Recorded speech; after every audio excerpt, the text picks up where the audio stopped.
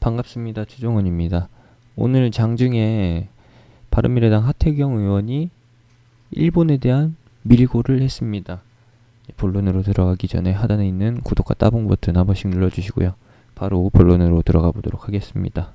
오늘 장중에 하태경 의원이 일본에 대해서 밀고를 했습니다. 밀고라고 하면 표현이 맞을까요? 생략하고요. 북한에 무기로 사용할 수 있는 불화수소를 밀수출했다. 과거 10년 이상 밀수출한 이력이 있고 현재까지도 이어졌을 수 있다. 대북 제재가 이루어지기 전부터 밀수출했던 부분이고, 그리고 대북 제재 이후에도 했을 가능성이 높은데, 왜 그런지 역사적으로 한번 살펴보면은 이해가 되실 거예요. 그냥 이렇게만 봐서는 일본이 왜 북한한테 불화수소를 밀수출할까? 북한이 미사일을 가지면은 일본도 위협의 대상이 될 텐데, 안보에 위협이 생길 텐데 왜 그럴까라고 생각하실 거예요. 거기까지도 맞고, 더 중요한 거는 거기서 연장선을 그려야 된다라는 것이죠. 일본은 2차 세계대전의 원인입니다. 2차 세계대전에 패배하면서 미국한테 굴복하면서 군대를 설립할 수 없게끔 법적으로 정해졌고, 국제법으로 정해졌고, 그것을 우회하기 위해서, 교묘하게 빠져나가기 위해서 국내, 일본 자국 내 치안 유지를 위해서 군대 아닌 군대를 설립하게 됩니다. 치안 유지 목적으로 해서 경찰 예비대라고 창설했고, 현재는 자위대라고 명칭을 바꿨습니다. 그리고 중요한 거는 다 생략하고 요거만 보시면 돼요. 2016년에 자위대의 해외 활동을 가능하게끔 개정안이 발의되었고요. 그리고 일본 안보에 영향을 줄 수 있는 상황에서 아무런 제한 없이 미군을 후방 지원할 수 있게끔, 무력을 행사할 수 있게끔 법이 바뀌었다라는 거예요. 즉, 누가 일본한테 위협을 가하거나 아니면 일본 근처에서 위협이 발생되면은 일본의 자위대가, 군대가 움직일 수 있다라는 것이죠. 그렇다면 일본한테 위협을 줄 수 있는 군사행위 뭐가 있을까요? 중국, 아니면은 북한, 아니면은 한국, 딱 이 정도. 러시아까지 해서 4개국, 그리고 동맹국인 미국까지 해서 5개국으로 볼 수가 있겠는데, 그러면은 뻔하죠. 답은 뻔하죠. 북한입니다. 북한. 최근 2010년도 김정일이 사망한 이후로, 김정은 체제가 확립된 이후로 계속해서 군사 도발 행위가 이루어졌었는데, 그 원인은 무엇이냐? 북한 나름대로 공포 정치를 해야 되는 것도 있고, 그리고 자체적인 자생력이 굉장히 많이 떨어지기 때문에 도발을 통해서, 군사적 위험을 통해서, 무력 시위를 통해서 뜯어내는 거죠. 누구한테 뜯어내느냐? 주변국한테 뜯어낸다.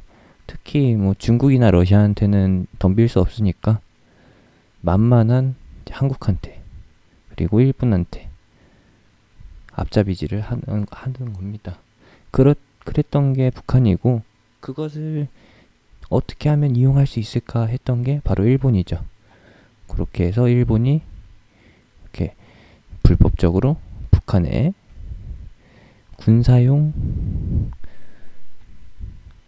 밀수출을 했다라는 것, 이렇게 성립이 됩니다. 이렇게 보시면은 왜 그렇게 일본이 한국한테 밀수출 정황을 뒤집어 씌우는지 이해가 되실 거예요. 더 복잡하게 보실 필요도 없습니다. 일본이 그동안 하고 있었던 거 한국한테 뒤집어 씌우고, 그것을 토대로 해서 한국도 물먹이고 엿먹이고, 그리고 자위대의 국제적 행사력, 그 권한까지도 얻는 일석이조로 가져가는 효과. 이렇게 되면은 누가 또 이득을 볼까요? 바로 일본의 경제 조치를 통해서 중국의 반도체 굴기가 조금 더 탄력을 받는다. 세계 1, 2위가 삼성전자와 SK 하이닉스고, 그리고 3위가 미국의 마이크론이고, 기타 여러 가지 회사들이 많은데, 특히 대만 TSMC, 얘네는 시스템, 비메모리 반도체에서 독보적인 1위다.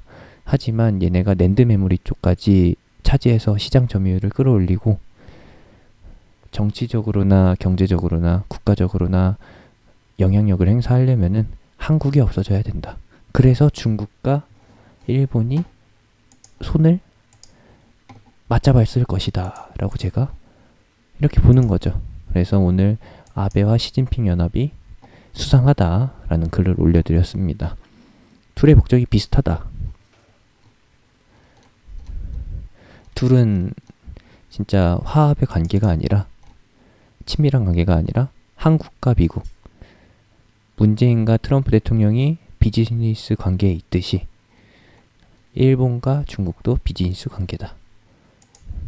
간단해요. 일본은 한국 물매기기 플러스 자위대의 국제 행사력 확보, 요거라는 거. 결국에 꼬리가 길기 때문에 잡혔어요. 정치적으로 그리고 군사적으로 연결되는 이 연결고리, 너와 나의 연결고리를 여기서 이제 잡아낸 것이죠. 하태경 의원이 참 잘했습니다. 뭐 누가 보면은 시나리오 쓰고 앉아있네 라고 하실 수 있을 텐데, 이 배경에 대해서 아시는 분들은 다 이해하실 겁니다.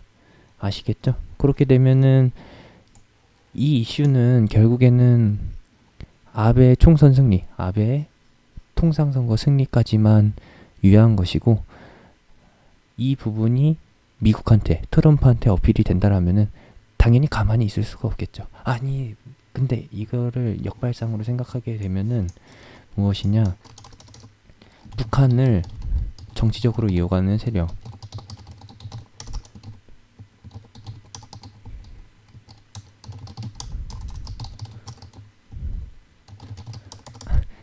조금 이해가 안 되실 수 있지만, 아이러니하겠지만 미국, 중국, 일본 모두 다 사용하고 있어요. 일단은 미국 자체가 이득을 취하려는 게 아니라 트럼프가 이득을 취하려는 것이죠.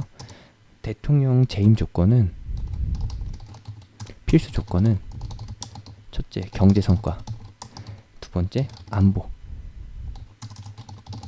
이렇게 보시면 되겠는데, 경제 성과는 미중 무역 전쟁과 그리고 여타 무역 전쟁을 통해서 성과를 얻었고, 그리고 플러스로 금리 인하를 통해서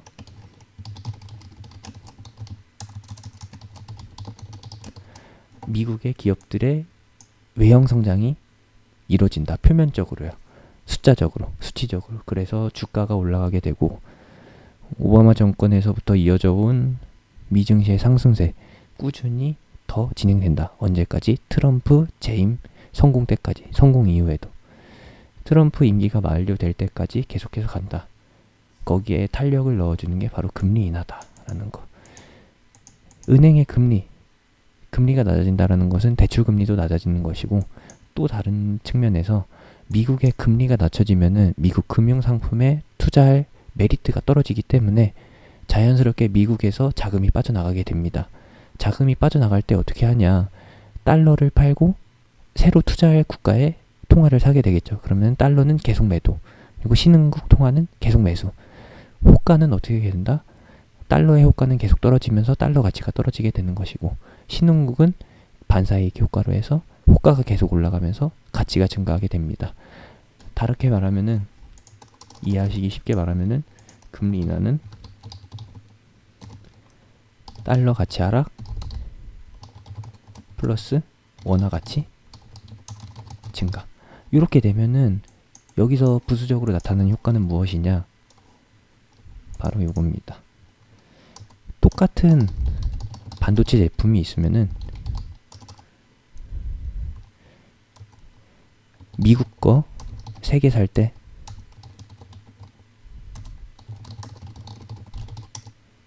한국 거 2개밖에 못 사는, 대략적으로 예시를 들어보면은 요런 상황이 발생된다라는 것이죠. 어디서? 금리 인하가 시작됐을 때.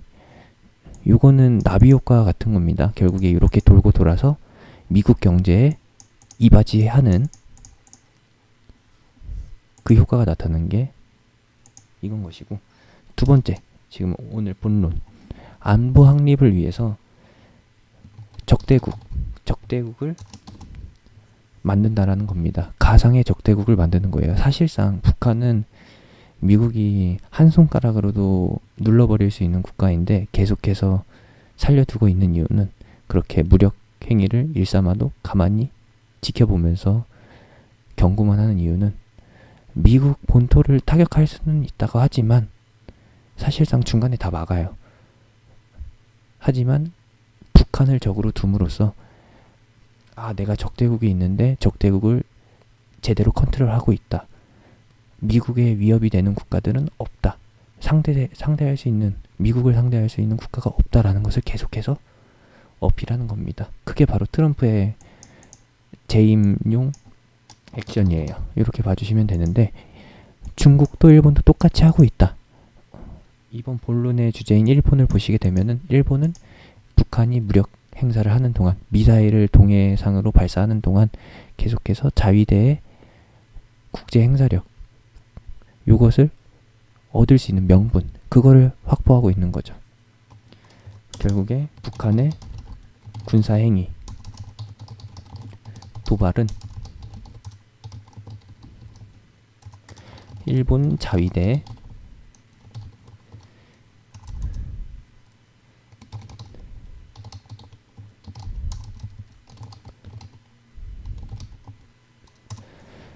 국제행사권 명분을 얻게 해준다. 자위대가 원래는 자국 치안, 일본의 치안만 담당하게 되는데, 일본이 미국처럼 할 수 있다라는 거예요. 군함을 띄우고, 전함을 띄우고, 그리고 전투기도 영공에 띄우고, 남의 해상 지나갈 수 있게끔 하고, 그렇게 하는 거죠. 그렇게 되면은 결과적으로 이어지는 것은 핵보유국, 좀 이미 터지긴 했는데 핵보유국으로 이어진다라는 것이죠.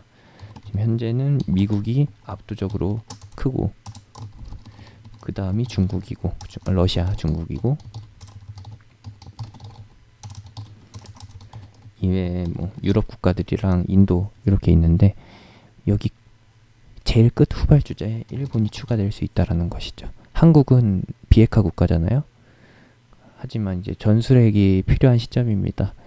오늘 뉴스가 또 나왔는데, 어떤 것이냐, 미국이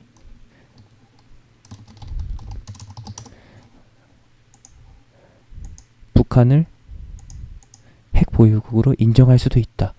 또는 뭐 일부 핵은 남겨두고서 추가적인 핵 실험에 대해, 핵 개발에 대해서 중단하면은 제재를 해제해주겠다, 부분적으로 해제해주겠다라는 내용을 발표했기 때문에 한국만 낙동강 오리알이 되게 생겼어요. 이번 일을 통해서 하태경 의원의 이런 노력이 빨리 효과를 발휘했으면 좋겠고, 일본이 어쩔 수 없이 이제 피를 토하게 되면서 반성하게 되는 그런 상황이 왔으면 좋겠습니다. 계속해서 웃고 있는 거는 이재용입니다. 이재용 부회장이 계속해서 웃을 수밖에 없는 상황이고,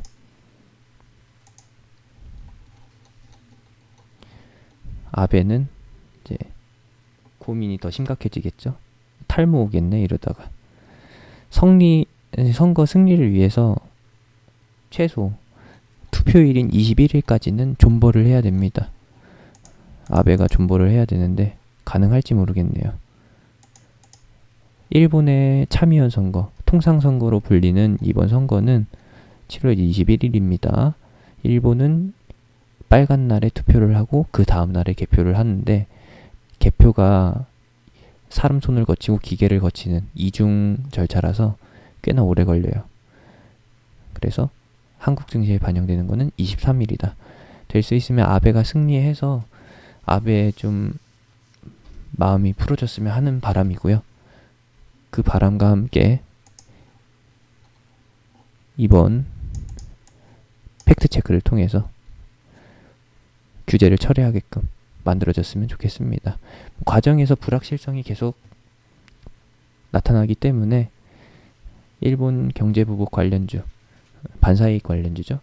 이것들의 시세도 계속 빠르게 급변하게 나타날 것이고, 그리고 불확실성이 해소돼서 일본이 경제보복을 풀어서 해제해서 반도체 산업이 원래 수준으로 돌아온다면은 증시도 정상화되지만 삼성전자, SK하이닉스, LG화학을 중심으로 한 핵심 소재 국산화를 통해서 반도체 2차 굴기가 시작될 수 있다. 빠르면은 2020년 후반부터는 그게 가능하다라고 봐요. 진짜로 삼성전자가 300만원, 350만원 그 이상으로 갈 수 있는 단계가 자리가 만들어질 겁니다.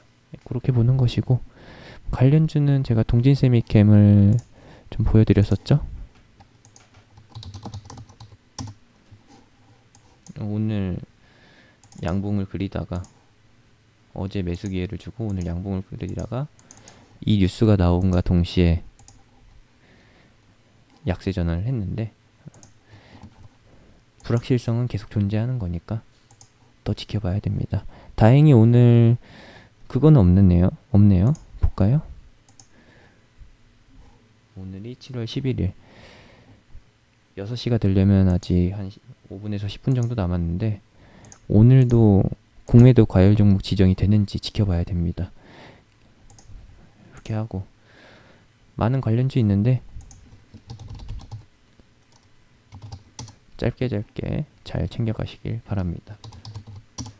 이제 무나미는 설거지만 나오면 끝날 것 같아요.